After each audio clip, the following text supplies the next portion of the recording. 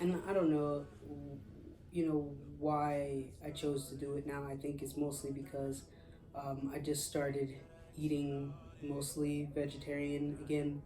I haven't had meat in a few days, but who knows when's the next time I might. So today I was working on a project as well as like self work. Basically, when you focus in on certain parts of yourself, you're able to remember or rethink of things in a way that you've never looked at them before. Change how it affected you at that time. Basically, a trauma, if you will.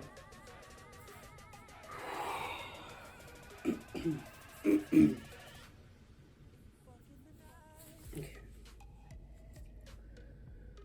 So yeah, essentially, um, abandonment was one thing that really came up strong for me. Abandonment was one of the first issues that came up, and it actually made me think of like two instances majorly where I felt that way. And even though I felt like I had moved out of and past that, um, it just came up again recently in my life because of the people and the connections that I happen to be making right now. Yeah.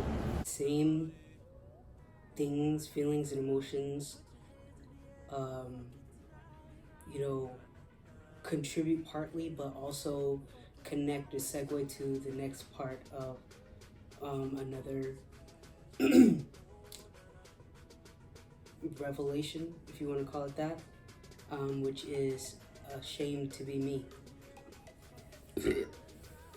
So you can imagine that when I received trauma, I used to compensate by not saying or being my true self because I felt like that's the reason why I was getting punished in the first place. Um, Probably once I start digging some more, I'll be able to get to the root of like the very first incident when I felt like that. Um, but I'm obviously not going to share that here. The last thing is boundaries and dependency, specifically in the matter of being in situations where I'll have someone trying to create a pit in my heart, or a pit in my stomach, or a pit in my face, depending on who you're asking about.